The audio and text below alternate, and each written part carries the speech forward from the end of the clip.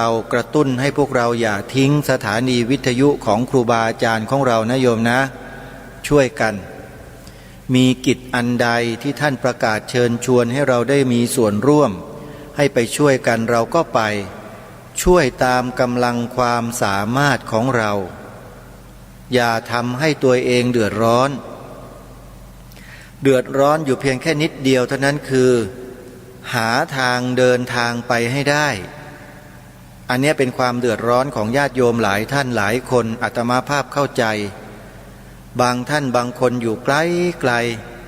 จะมาสถานีวิทยุวัดฝายหินวัดหนองกายวัดศรีอุดมวงศ์วัดป่าจริยธรรมวัดบ้านปลาคูนวัดอารามมงคลวัดป่าบ้านผือวัดสามชุกวัดธรรมปัญญารามบางม่วงวัดเขาปรีดีเป็นต้นลำบากลูกหลานก็ไม่ยอมขับรถมาส่งให้ครั้นจะมาเองก็ลำบากขาแข้งก็ไม่ค่อยดีสายตาก็ไม่ค่อยดีน่าเห็นอกเห็นใจเหลือเกินจะออกไปโอนเงินโอนตังให้ที่ธนาคารก็ไปไม่เป็นทำไม่เป็นบอกให้ดาวน์โหลดแอปของธนาคารที่เปิดบัญชีไว้โยมก็มืด8ด้านน่าเห็นใจพวกเรากันจังไม่มีใครไปแนะนำไปบอกไปดาวน์โหลดให้ญาติโยมได้ศึกษาได้เรียนรู้ได้ทำกันอย่างสะดวกสบายบ้างเนาะทั้งที่สามารถทำได้แต่ก็ไม่มีใครทำให้กันก็ถือว่าเป็นอะไรที่เรายังขาดการรวมตัวขาดความสามัคคีเป็นน้ำหนึ่งใจเดียวกันอยู่ไม่เป็นไรอย่าท้อแท้อย่าท้อถอยต้องมีสักวันให้เราตั้งความฝันและความหวังเอาไว้โยมไม่ต้องห่วงเหล่าอาตมาภาพทั้งหลายกำลังสร้างคนรุ่นใหม่ขึ้นมาแทนไม่ต้องกลัวถึงแม้ว่าจะต้องฟันฝ่าอุปสรรคอันเหนียวแน่นอันแข็งกระด้างขนาดไหนก็ตามเหล่าอาตมาภาพก็ไม่เคยยอมแพ้ต่ออุปสรรคเหล่านั้นจะต้องฟันฝ่าแล้วจะต้องมุ่งทะลุฟันฝ่าอุปสรรคเหล่านั้นออกไปให้ได้ทำจนกระทั่งเรียกว่าสุดฝีมือเพื่อให้ลูกหลานเยาวชนไทยของเรานั้นกลับมามีจิตสำนึกมีอุดมการณ์ชาติร่วมกันเหมือนเดิมแต่ไม่ใช่อาตมาภาพพูดอยู่เพียงคนเดียวท่านทั้งหลายที่ฟังแล้วเข้าใจแล้วนั่งกันเฉยๆไม่ได้ทุกท่านนั้นเป็นส่วนสำคัญทั้งหมดเลยที่ฟังรายการอยู่ในขณะนี้ไม่ใช่ฟังกันน้อยๆนะโยมรวมกันหลายๆพื้นที่แล้วจำนวนหลายๆหมื่นหลายๆแสนนะอาตมาภาพว่าถ้าพวกเราหลายๆหมื่นหลายๆแสนทุกท่านทุกคนช่วยกันทำคนละไม้คนละมือตามที่รายการคดีโลกคดีธรรมแนะนำเราจะได้เด็กเยาวชนที่ได้รับการปลูกฝังในสิ่งที่ถูกต้องกลับคืนสู่สังคมไทยเราเป็นจำนวนมากมายมหาศาลเลยสิ่งที่ทางรายการได้นำเสนอให้พวกเราทำกัน3 ข้อจำได้ไหมโยมข้อที่1ให้พวกเราพาเด็กๆพาลูกหลานเยาวชนเราพูดคำนี้ทุกวันรวมทั้งเราด้วยคือคำว่าพระพุทธศาสนาเป็นศาสนาประจำชาติไทยของเราทำไมจึงต้องย้ำให้พูดคำนี้เพราะคำนี้กำลังถูกลบล้างออกจากความรู้สึกนึกคิดของคนไทยใครล่ะทำคนน่ะสิทำคนประเภทที่ไม่มีจิตสำนึกไร้จิตสำนึกคนที่ไร้อุดมการณ์ชาติเขาทำจริงๆอาตมาภาพก็อยากจะใช้คำว่ามันด้วยซ้ำไปเดี๋ยวญาติโยมจะรับกันไม่ได้ก็ขอถอนทิ้งไว้ก่อนเขาทำไมท่านรู้ล่ะอาตมาภาพเจอด้วยตัวเองมีหลักฐานด้วยถ้าอยากจะเห็นหลักฐานอยากจะรู้เข้าไปดูใน YouTube มีปากกากระดาษไหมหรือหยิบโทรศัพท์ท่านขึ้นมาแล้วก็เปิดไลน์พิมพ์ข้อความนี้ไว้เดี๋ยวจะบอกให้ไปเปิดดูพิมพ์คำว่าบิดเบือนธงชาติแล้วเข้าไปดูคลิปเหล่านั้นเลยทั้งข้างบนทั้งข้างล่างตรงกลางเปิดดูมันทุกคลิปมาโยมเปิดดูเลยโดยเฉพาะคลิปที่มีชื่อว่าบิดเบือนธงชาติมีคนในส่วนราชการกระทำการด้วยตนเองในฐานะเป็นข้าราชการและญาติโยมคิดว่าข้าราชการต่อไปนี้ไว้ใจวางใจในเรื่องนี้ได้อีกต่อไปหรือไม่อันนี้คือคำถามถามเพราะมีการกระทำเกิดขึ้นจึงถามกระทำอะไรท่านก็บอกให้เราไปดูในคลิปวิดีโอใน YouTube เมื่อสักครู่นี้ไงไปเปิดดูในคลิปที่มีชื่อว่าบิดเบือนธงชาติท่านดูแล้วต้องดูให้ละเอียดนะดูตราสัญลักษณ์ของหน่วยงานของรัฐด้วยที่ประทับตาอยู่บนหนังสือหน่วยงานนั้นแหละแล้วท่านเห็นจะตกใจนี่คือสิ่งที่เราจะต้องออกมาพูดออกมากล่าวออกมาแสดงโดยเฉพาะอาตมาภาพในฐานะเป็นผู้ประสบพบเจอหลักฐานนี้ด้วยตัวเองอาตมาภาพก็เลยต้องนำมาบอกกับพี่น้องชาวไทยของเราว่าสถาบันชาติสถาบันพระพุทธศาสนาและสถาบันพระมหากษัตริย์ของเราเนี่ยไม่ปลอดภัยนะโยมอาตมาภาพพูดได้เท่านี้จริงๆโยมไม่ต้องมาถามว่าคืออะไรไม่ปลอดภัยแบบไหนฟังรายการคดีโลกคดีธรรมแล้วเดี๋ยวโยมจะรู้แนะนำให้ไปดูคลิปวิดีโอโยมก็ไปดูกันดูเพื่อศึกษาเพื่อเรียนรู้เพื่อทำความเข้าใจให้เกิดความรู้ให้หายข้อสงสัยโยมจะได้ไม่ต้องมาซักถามอะไรบ่อยๆความสงสัยมันเป็นกิเลสมันเป็นอกุศลนะโยมความสงสัยเนี่ยมันเกิดขึ้นในใจใครบ่อยๆแล้วจิตใจนั้นไม่ดีจิตใจสกปรกอย่าให้สงสัยบ่อยอาตมาภาพแนะนำอะไรไปเราก็ต้องพากันทำเพราะสิ่งที่พาทำนี้ทำเพื่อประโยชน์ส่วนรวมไม่ใช่ทำเพื่อส่วนตัวแล้วถ้าเราไม่ทำเพื่อประโยชน์ส่วนรวมร่วมกันแล้วเราจะทำประโยชน์เพื่อใครเพื่อตัวเราเองเท่านั้นหรือถ้าทำเพื่อประโยชน์ส่วนตัวเราเองเท่านั้นเราก็จะกลายเป็นคนเห็นแก่ตัวแล้วคนเห็นแก่ตัวเนี่ยดีไหมโยมดีในระดับตัวเองไงแต่ในระดับของสังคมประเทศชาติบ้านเมืองแล้วไม่ดีเพราะคนเห็นแก่ตัวนั้นไม่ดีอาตมาภาพจึงมาชักชวนเชิญชวนทุกท่านให้เป็นคนเห็นแก่ประโยชน์ส่วนรวมด้วยกันช่วยกันโยมสิ่งที่พาทุกท่านให้กล่าวให้พูดให้แสดงให้ทำเนี่ยเป็นไปเพื่อประโยชน์ส่วนรวมของชาติบ้านเมืองของเราทั้งนั้นแล้วไม่ต้องไปถามหาข้าราชการไม่ต้องไปถามหานักการเมืองไม่ต้องไปถามหาคนบางประเภทเหล่านั้นน่ะคุณไม่ต้องไปถามเขาไม่ทำหรอก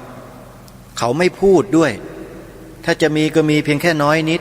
คือข้าราชการและนักการเมืองที่มีจิตสำนึกเท่านั้นคุณไม่ต้องไปถามหานะฮะเราทำกันเองเลยโยมเนี่ยสอนลูกบอกหลานเราที่จะเติบโตทดแทนเราในอนาคตเป็นผู้ใหญ่มาดูแลกิจการบ้านเมืองของเราเนี่ยบอกเขาข้อที่หนึ่งท่านต้องพูดต้องกล่าวคำนี้ให้เหมือนกันทั้งบ้านทั้งเมืองพูดให้เหมือนกันทุกคำนะคือคำว่าพระพุทธศาสนาเป็นศาสนาประจำชาติไทยของเราอาตมาภาพได้อัญเชิญกระแสพระราชดำรัสขององค์พระมหากษัตริย์มาให้พวกเรากล่าวตามอาตมาภาพไม่ได้สร้างขึ้นเองโยมแล้วถ้าใครข้าราชการคนไหน มันมาคัดค้านหรือว่ามันบอกว่าห้ามพูดโยมช่วยโทรศัพท์มาแจ้งอาตมาภาพด้วยเดี๋ยวจะให้เขาไปจัดการให้อยู่หน่วยงานไหนสังกัดกระทรวงอะไรกรมไหนตำแหน่งอะไรชื่อเสียงเรียงนามยิ่งดีถ้ามีบอกด่วนเพราะฉะนั้นกล่าวคำนี้พูดคำนี้ไปในโรงเรียนคุณครูทั้งหลายก็ทำได้แล้วถ้ามีผู้อำนวยการคนไหนครูคนไหนมาคัดค้านต่อต้านกระแสพระราชดำรัสของพระมหากษัตริย์ตรงนี้ช่วยแจ้งให้พระครูปลัดนรงฤทธิ์ทราบโดยด่วนต้องมีรายละเอียดด้วยนะมาแจ้งเฉยๆโดยไม่มีชื่อนามสกุลตำแหน่งสถานที่หน่วยราชการอะไรอย่ามาแจ้งนะโยมเอาข้อมูลมาให้ครบเพื่ออาตมาภาพจะได้ไม่ต้องไปตามอีกแล้วจะได้ส่งเรื่องไปจบนะนี่คือข้อที่หนึ่งพวกเราถ้าร่วมด้วยช่วยกันเนี่ยลองคิดดูสิว่ามันเป็นพลังมหาศาลแค่ไหนสิ่งที่เราทำที่เราพูดนี้เป็นความถูกต้องของบ้านของเมืองแล้วองค์พระมหากษัตริย์พาให้พวกเราได้พูดพาให้พวกเราได้น้อมรับกระแสพระดำรัสของพระองค์ท่านพระองค์ท่านตรัสไว้เห็นไหมเพราะฉะนั้นจะพูดกันไหมโยมจะพาลูกหลานเราพูดไหมคุณครูจะพานักเรียนกล่าวไหมคุณครูโดยเฉพาะคุณครูเนี่ยสำคัญที่สุดในโรงเรียนเนี่ยกล่าวคำนี้แล้วต้องอธิบายความให้เด็กๆนักเรียนได้ฟังด้วยว่าที่ครูพาพวกเธอกล่าวคำนี้เพราะสิ่งนี้คำนี้ข้อความนี้เป็นความจริงของประเทศของเราพวกครูน้อยครูใหญ่พวกผู้อำนวยการโรงเรียนอาจจะสงสัยครูคนนี้แล้วเรียกไปสอบถ้าสอบเมื่อไหร่โยมก็สอนผู้อำนวยการให้อาตมาภาพด้วยสอนเขาเลยท่านผู้อำนวยการขาสิ่งที่ดิฉันได้พาเด็กๆท่องพูดนี้คือความจริงค่ะถ้าเขาถามว่าความจริงอะไรของคุณเป็นกระแสพระราชดำรัสขององค์พระมหากษัตริย์ค่ะพระองค์ตรัสไว้เช่นนี้นั่นคือความจริงหรือว่าท่านผู้อำนวยการจะปฏิเสธความจริงในข้อนี้ล่ะคะคุณครูเนี่ยต้องกล้ากันหน่อยนะจะเป็นผู้นำของเยาวชนคนไทยทั้งบ้านทั้งเมืองเป็นแม่พิมพ์ที่ดีเนี่ยมันต้องกล้าใช่ไหมแล้วจะรักษาความเป็นไทยไว้ได้ยังไงเล่าพระสงฆ์เราก็เหมือนกันนะครับครูบาอาจารย์ทุกรูปครับถ้าผมมาถึงพระสงฆ์เมื่อไหร่นี่จะหนักกว่าคุณครูอีกนะฮะเราเนี่ยคือต้นแบบของครูเขาด้วยเป็นต้นแบบของคนในสังคมเขาด้วยแล้วถ้าพระเรานั่งเฉยๆไม่ช่วยกันเรื่องนี้ก็หมดเท่านั้นแหละครับมันเป็นภาวะวิกฤตของบ้านเมืองที่กระผมและอาตมาภาพเจอมาด้วยตนเองแล้วขณะนี้เนี่ยกลุ่มคนกลุ่มหนึ่งที่เขามีหัวใจรักชาติรักพระพุทธศาสนารักพระมหากษัตริย์ออกตระเวนไปบอกข่าวเล่าแจ้งความจริงหลายๆอย่างให้กับพี่น้องประชาชนให้กับเจ้าคณะพระสังฆาธิการในต่างจังหวัดได้รับรู้รับทราบกันมาเป็นเวลา6 เดือนแล้วโดยประมาณซึ่งก็เชื่อว่าหลายๆท่านทราบแล้วว่าบ้านเมืองเรากำลังเกิดอะไรขึ้นถ้าเรายังมากลัวหัวหดกันอยู่ไม่กล้าที่จะพูดกล่าวแสดงอะไรกันอย่างที่ทางรายการเสนอไปนี้หมดแล้วครับหมดเลยฮะไม่มีอะไรเหลือเลยบอกตรงๆฮะนี่เป็นเพียงสิ่งเดียวที่เหลืออยู่ที่เราสามารถจะสร้างอุดมการณ์สร้างจิตสำนึกในความเป็นชาติไทยกลับมาอีกครั้งหนึ่งได้แบบง่ายๆเบื้องต้นขอย้ำว่านี่คือแบบง่ายๆแบบเบื้องต้นเนี่ยทำกันให้ได้กล่าวคำนี้ให้เหมือนกันทั้งประเทศพากันกล่าวพระสงฆ์เรานี่แหละครับเวลาพูดรายการวิทยุจะพูดธรรมะจะพูดอะไรก็แล้วแต่สอดแทรกคำนี้ออกไปให้หน่อยผมไม่เชื่อหรอกว่า พระสงฆ์เราที่จัดรายการวิทยุอยู่ตามสถานีต่างๆที่ออกอากาศอยู่เนี้ยจะพูดไม่เป็นจะหาเทคนิควิธีการในการนำเสนอคำนี้ออกไปไม่ได้ผมไม่เชื่อมีสิ่งเดียวที่ผมจะกล่าวหาท่านว่าที่ท่านไม่พูดเพราะท่านกลัวแค่นั้นเองครับไม่มีอะไรผมย้ำแล้วว่านี่คือกระแสพระราชดำรัสขององค์พระมหากษัตริย์นะครับไม่ใช่คำที่ผมสร้างขึ้นมาเองนะฮะและถ้าพระสงฆ์เราบอกว่าไม่ทำหมายความว่าอะไรล่ะพระคุณเจ้าโดยเฉพาะพระคุณเจ้าที่ได้รับสมณศักดิ์พระราชทานสมณศักดิ์มาด้วยเนี่ยไม่ว่าจะเป็นฐานานุกรมไม่ว่าจะเป็นพระครูสัญญาบัตรนะพระราชาคณะชั้นสามัญราชเทพธรรมพรหมหรือแม้แต่สมเด็จก็ตามผมไม่ได้ละลาบละล้วงท่านนะฮะ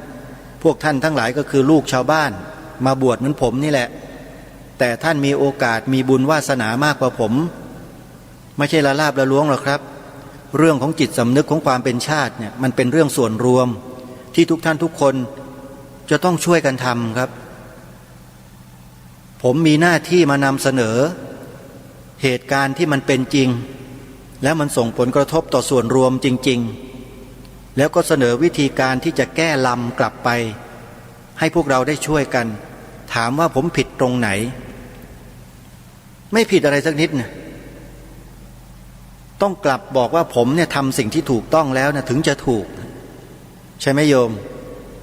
เพราะฉะนั้นเมื่อเราทำในสิ่งที่ถูกต้องแล้วเราจะกลัวอะไรกันกลัวผู้อำนวยการโรงเรียนเหรอครูกลัวทำไมดีที่จะเล่นงานสักทีนึงเนี่ยไอ้ผู้กำนันกับผู้อำนวยการที่ชอบต่อต้านสิ่งเนี้ยเราจะเล่นงานสักทีหนึ่งนะฮะมันเป็นหนทางเป็นช่องทางท่านไม่ต้องกลัวหรอกตอนนี้อะไรมันเปิดโปงขึ้นมาเยอะแล้วที่บ้านเมืองเราเป็นกันแบบเนี้ยเมื่อคืนวันอังคารที่26พฤษภาคม2513ที่ผ่านมานี่ใครดูรายการตระเวนคนตระเวนธรรมที่หม่อมช้างออกมาเปิดเผยเรื่องพระราชบัญญัติกฎหมายศาสนาของศาสนาบางศาสนาที่ออกมาบังคับใช้ข้าราชการไทยให้กระทำตามกฎหมายนั้นแล้วถ้าไม่ทำตามก็ติดคุกติดตารางนั่นน่ะที่หม่อมช้างนำมาเปิดเผยนะเห็นไหมนั่นคืออะไรหลายคนอาจจะมองว่ามันคือกฎหมายท่านไปยุ่งทำไมล่ะ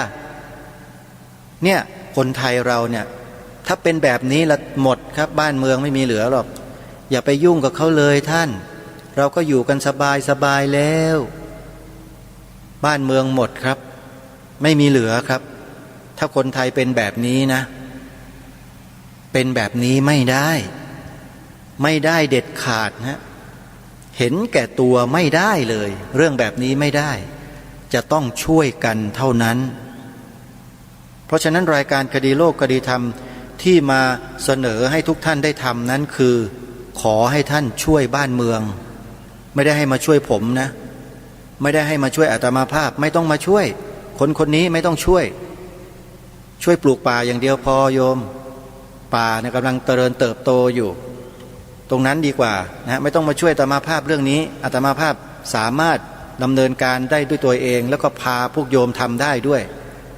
คือสร้างจิตสำนึกกับสร้างอุดมการณ์เนี่ยอุดมการณ์ชาติเราไม่ได้ไปปลุกระดมให้ไปเขกกะโหลกใครไม่ใช่ให้ไปด่าว่าใครซะเมื่อไหร่แล้วถ้าใครเดือดร้อนนะเดี๋ยวเป็นเรื่องกับการกระทำของพวกเราตรงนี้ถ้าใครเดือดร้อนเป็นเรื่องฮะจะได้รู้ตัวมันสักทีหนึ่งไอ้ตัวเดือดร้อนเนี่ยจะได้รู้ไงใช่ไหมเพราะฉะนั้นยิงปืนนัดเดียวได้นกตั้ง8ตัวนะเนี่ยที่เราทำกันอยู่เนี่ยเห็นบ้างหรือเปล่าท่านนี่คือสิ่งที่เขาเรียกว่าแหมจะหาว่ายกหางตัวเองอีกไม่มีหางโยมยกหัวตัวเองมันเป็นความชาญฉลาดของบรรพบุรุษของเราท่านทราบไหมที่พระราชทานสิ่งนี้ไว้ให้เราที่ทรงมอบสิ่งนี้ไว้ให้เราไว้เนี่ยนี่คือความชาญฉลาดพระราชอัจฉริยภาพของพระองค์ท่านเช่นพระราชทานธงไตรรงค์3 สีพร้อมทั้งความหมายพระราชทานไว้ให้เราด้วยนี่คือพระราชอัจฉริยภาพของพระองค์ท่านเผอิญในยุคนี้ผ่านมาแล้ว100 ปีกว่าที่ธงไตรรงค์ได้ประกาศใช้อาตมาภาพจึงได้รื้อฟื้นสิ่งนี้ขึ้นมาโดยมีที่ปรึกษาพิเศษก็คือ พิพิธภัณฑ์ธงชาติไทยเป็นผู้ให้ข้อมูล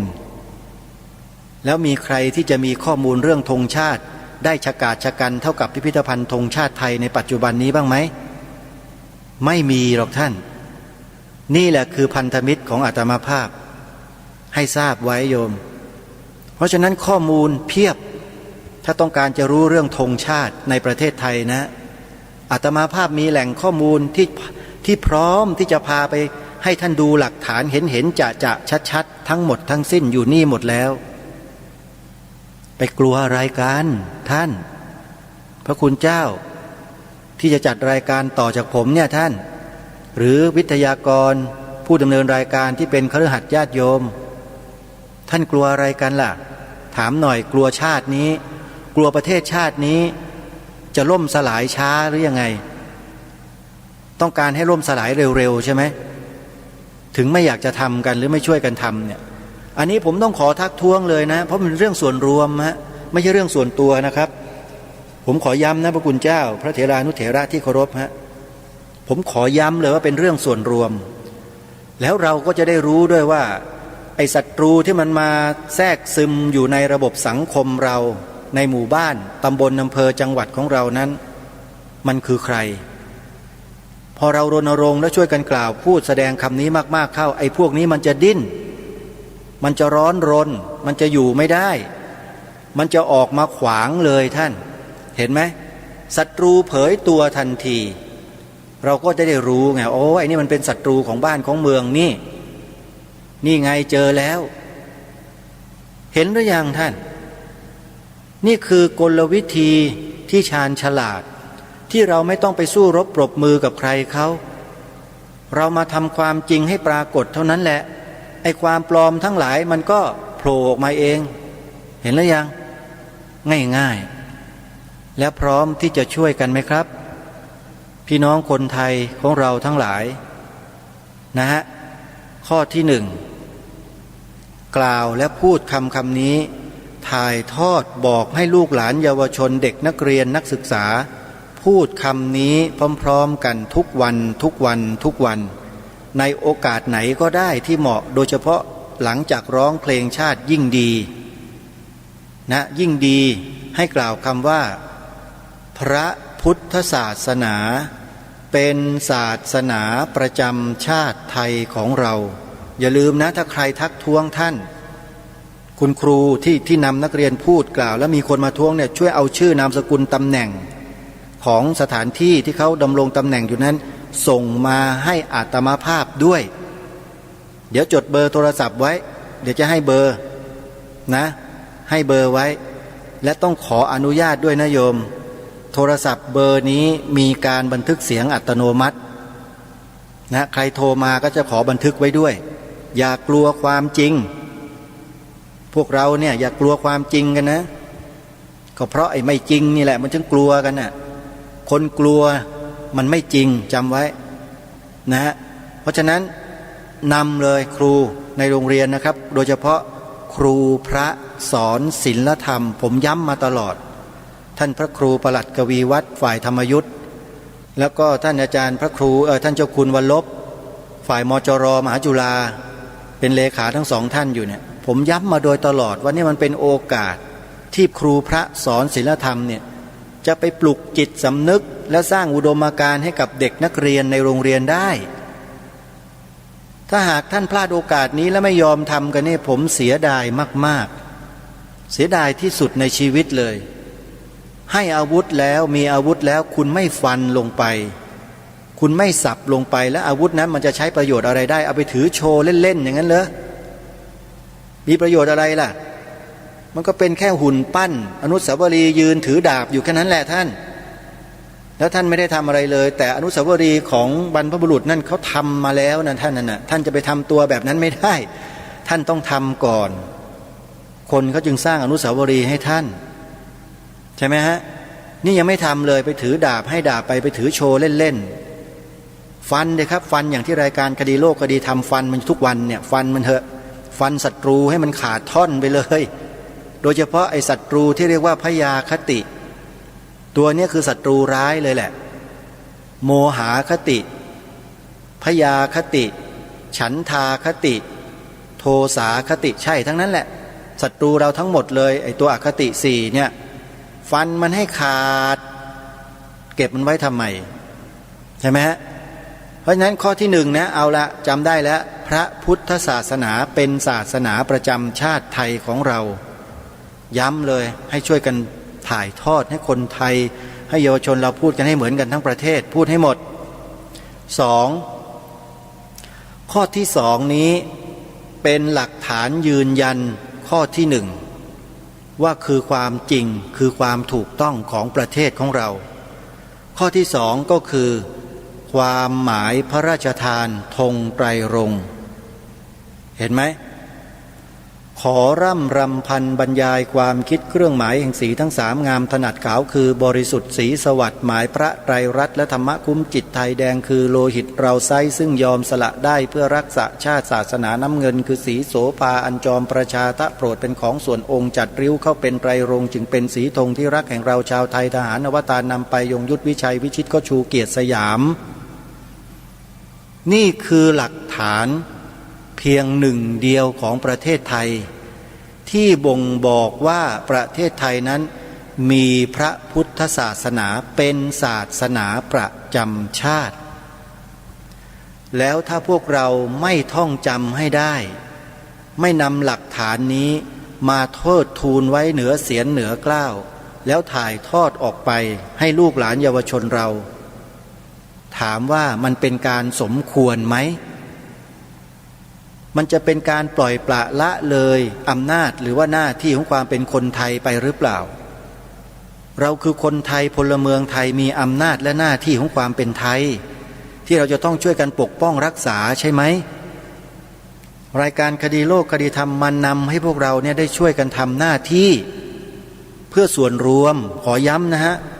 เพื่อส่วนรวมนะครับครูบาอาจารย์ที่เคารพไม่ใช่เพื่อส่วนตัวนะฮะทำไมเราจะปฏิเสธกันล่ะเพราะฉะนั้นความหมายพระราชทานธงไตรรงค์นี้คือหลักฐานชิ้นเดียวที่บ่งบอกว่าประเทศไทยของเรานั้นมีพระพุทธศาสนาเป็นศาสนาประจำชาติข้อสองนี้จึงเป็นหลักฐานยืนยันในข้อที่หนึ่งเห็นหรือยังฮะที่ให้ทำข้อหนึ่งและข้อสองก็ด้วยเหตุผลอันนี้แหละ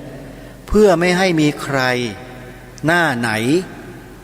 ใหญ่แค่ไหนก็ตามมาลบล้างสิ่งนี้ออกจากมโนสำนึกของคนไทยของเราได้เห็นแล้วยังท่านทีนี้เมื่อข้อหนึ่งข้อสองเราทำได้แล้วถามว่าพอไหมยังครับมีอีกสิ่งหนึ่งที่เราประมาทไม่ได้เลยหลายๆคนนะฮะหลายๆคนและบางคนเนี่ยนับถือศาสนาพุทธอยู่แต่พอเห็นเหตุปัจจัยบางอย่างที่เป็นข้อเสนอที่มันน่าพิรมชมชื่นน้ำลายไหลน้ำลายหกน้ำลายยืดเนี่ยเปลี่ยนเลยฮะทิ้งพระรัตนตรัยไปเลยแล้วก็ไปสวาปามไอเศษขยะที่เขายื่นให้เปลี่ยนเลยครับเพราะฉะนั้นเพื่อความไม่ประมาทจึงเกิดข้อที่สามนี้ขึ้นคือให้เราทุกคนนั้นขึ้นทะเบียนเขียนใบสมัครปฏิญาณตนเป็นพุทธมามกะตลอดชีวิตตามรอยเบื้องพระยุคลบาทสถาบันชาติสถาบันพระพุทธศาสนาสถาบันพระมหากษัตริย์มารวมลงเป็นหนึ่งเดียวตรงนี้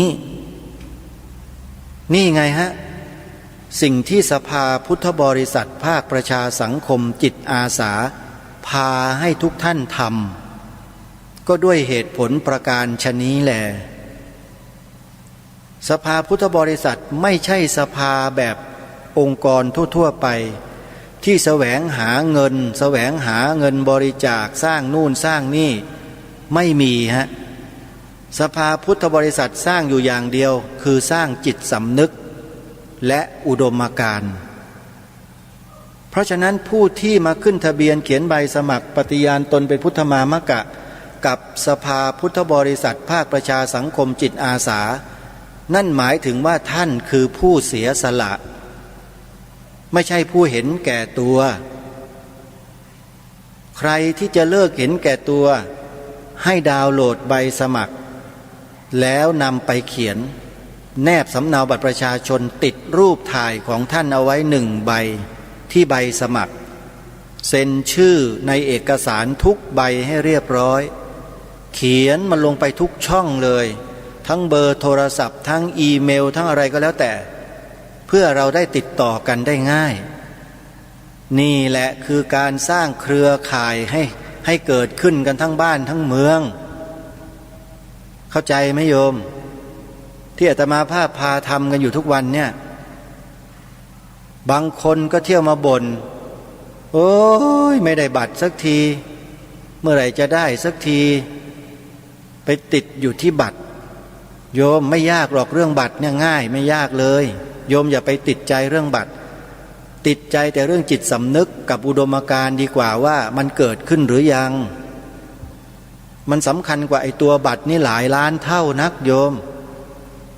ถ้าจิตใจยังมัวแต่ลังเลมัวแต่หงุดหงิดงุ่นง่านรำคาญใจอยู่เพราะไอ้การสมัครเนี้ย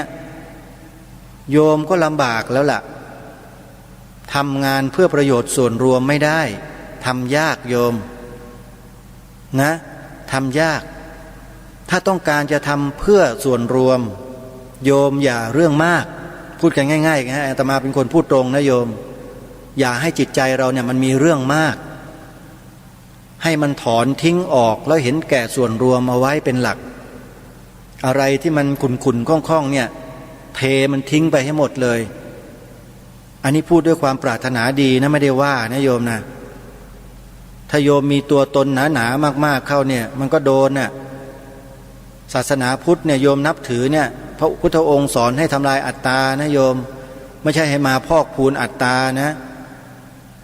เวลาพูดเวลาแสดงเวลากล่าวอะไรหรือได้ยินใครก็พูดเนี่ยถ้ามันสะดุ้งหยงอยู่นั่นแปลว่าอัตตามันหนา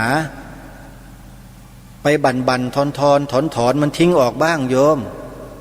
มันไม่ได้สร้างความสุขให้เกิดขึ้นในชีวิตหรอกไอ้ตัวอัตตาเนี่ยก็คือการมีตัวมีตนตัวกูของกูอย่างที่หลวงพ่อพุทธทาสท่านพูดอะนับถือศาสนาพุทธแล้วมันต้องเข้าใจหลักที่ถูกต้องที่แท้จริงด้วยนะไม่ใช่ว่าถือกันไปอย่างนั้นแต่แก่นแท้สาระที่แท้ที่อยู่ในจิตปรากฏว่ามันไม่ใช่ไม่ได้ต้องให้ถูกต้องด้วยนะโยมนะอันนี้ความปรารถนาดีนะโยมที่พูดเนี่ยไม่ได้โกรธไม่ได้แค้นไม่ได้เคืองอะไรทั้งนั้นอันนี้เป็นลักษณะนิสัยเฉพาะของอาตมาภาพเองที่พูดจาแบบตรงไปตรงมาไม่อ้อมค้อมฟังครั้งเดียวแล้วจบไม่ต้องเรื่องมากไม่ต้องอธิบายความเยอะแยะเสียเวลานะง่ายๆนะเวลาลงสนามรบกับศัตรูเนี่ยโยมมานั่งคิดอยู่ได้ไหมโยมมานั่งตึกนั่งตรองอยู่ตายหมดทั้งกองทัพนั่นแหละท่านคือลงไปแล้วคือทุกคนต้องจับจ้องไปที่ศัตรูแล้วก็ช่วยกันจับตาดูเป็นหูเป็นตาให้กับหน่วยให้กับกองแล้วก็ลงไปจัดการให้เรียบร้อยให้ได้ชัยชนะกลับมานี่คือเป้าหมายนี่คือข้ออุปมาเฉยๆไม่ได้ไปทำกันแบบนั้นหรอกเราทำกันไม่ได้อุปมาให้ฟังเฉยๆแต่เวลาจริงๆแล้วก็คือลักษณะคล้ายๆกันก็คือการชักธงรบแล้วธงนี้ก็คือธงไตรรงค์นี่แหละคือธงรบกับกิเลสของเราก่อนสลายกิเลสไอตัวอัตตาตัวตนหนาๆเนี่ยออกไปซะพอรบกิเลสตัวเองได้แล้วมันเหลือแต่ความสำนึกเหลือแต่อุดมการณ์แล้วทีนี้ก็ลุยไปข้างหน้านำเอาสิ่งที่เสนอให้ทำ3 ข้อเนี้ยตะลุยออกไปเลยนะตะลุยไปเลยท่านแนะนำบอกกล่าวสอนให้เด็กเยาวชนลูกหลานเอารับสิ่งนี้ไปนี่คือสิ่งที่เราร่วมด้วยช่วยกันได้ทำเพื่อส่วนรวมไม่ต้องใช้กระตังสักบาทนี่เห็นไหมแค่ใช้เสียงใช้ปากเรานี่แหละแล้วก็แรงกายของเราสักหน่อยนึงนะพูดนะเสียลมในปอดไม่เท่าไหร่หรอกโยมนะเดี๋ยวอาตมาภาพซื้อลมใส่ให้ถ้าใครไม่หายใจก็บอกแต่ว่าจะฟื้นหรือเปล่าก็ไม่รู้นะอันนี้พูดเล่นเฉยๆโยมหยอกเล่นไม่ต้องกลัวโยมทำสิ่งเนี้ยทำไปเถอะ ดวงพระวิญญาณพระราชบรรพบุรุษไทยของเราที่อยู่บนสวงสวรรค์น่ะจ้องมองดูพวกเรากันอยู่ท่านจะคอยปกป้องปกปักรักษาคุ้มครองเราอยู่ตลอดไม่ต้องกลัวให้มันจริงสักคนเถอะนะเนี่ยสำคัญมันไม่จริงอะดิให้สู้กันจริงๆเถอะนั้นสิ่งที่ให้ทำเนี่ยไม่ผิดกฎหมายไม่ผิดระเบียบไม่ผิดวินัยไม่ผิดอะไรทั้งนั้นแต่ถ้ามันจะผิดมันผิดอย่างเดียวคือผิดอะไรรู้ไหมโยมผิดใจศัตรู